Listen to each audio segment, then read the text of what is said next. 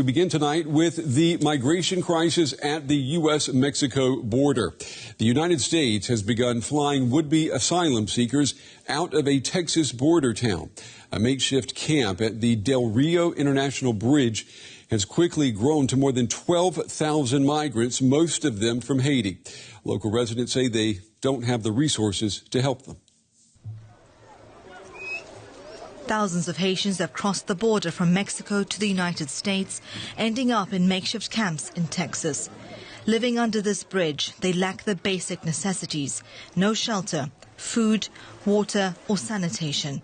More than 12,000 people are waiting to be processed by immigration authorities. Many made the desperate journey through Central and South America, fleeing poverty, violence and natural disasters, looking for a better life.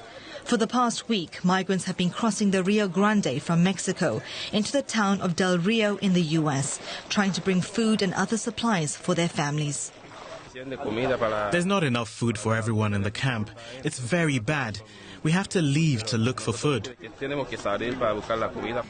Overwhelmed by the influx of migrants, the U.S. government is trying to stem the flow. Border agents have stepped up security, preventing people from entering and leaving many in limbo. With the Mexican guards here, I can't cross here, and I also can't cross there. There are no options because I could keep going to the U.S., but if I go back to Mexico, they'll send me back, and I'll lose the money I have. Some are being moved to shelters and immigration processing centers, but they've been scarred by the harrowing journeys that brought them here. I walked and ran, with migration officials chasing us. Not all people are good.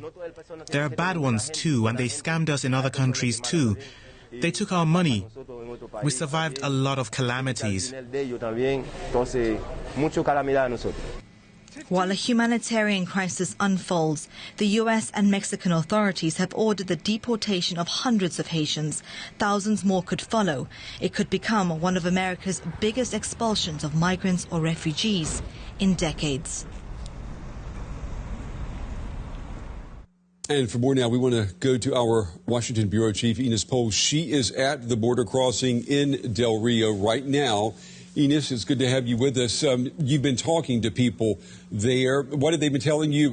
What's happening at the border right now? Well, Brent, behind me, behind this fence, people are being put in buses at this very moment, and some of them will be brought to airports and be flown out to Haiti as soon as possible. We talked to the border control and asked them if we could enter and do our jobs as journalists and report on what exactly is happening here behind this fence, but they didn't allow us in. And so can we describe what the conditions are like underneath this bridge where all of these would-be asylum seekers are living? It's extremely hot here. It's more than 40 degrees Celsius in the shade. That means over 100 degrees Fahrenheit. And again, this is in the shade. Therefore, all these refugees kind of hide, search for some shelter under this bridge. The circumstances are devastating. We could talk to some people who have been there last night. They don't have any food. We heard that in your report. There are hardly any toilets, there's hardly any water. One woman went into labor, so the situation is just devastating. And the U.S. has launched this mass expulsion of Haitian migrants from Texas. And what message is the U.S. trying to send to people who are trying to reach the U.S.? Well, Brent, there is one picture out on Twitter from a colleague. I think this will be the iconic picture of this event, if one can say so, of that. What is happening here right now is a picture of border control on horses. They are cracking their whips on Haitian refugees, trying to prevent them from coming here to the United States, seeking asylum, seeking some human treatment. And this is the exact kind of message the administration, the Biden administration, wants to send. If you come here, we will send you back, even if that means we send you back to a place like Haiti.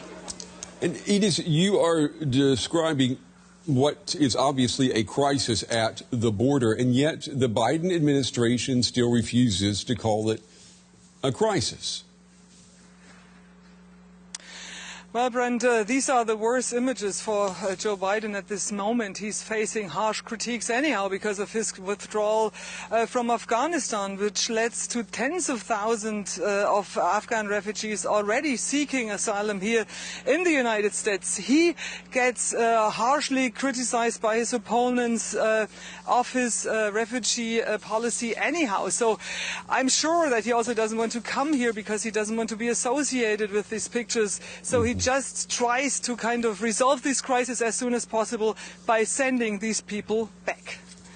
All right, our very own Ines Pohl in Del Rio in Texas tonight. Ines, thank you.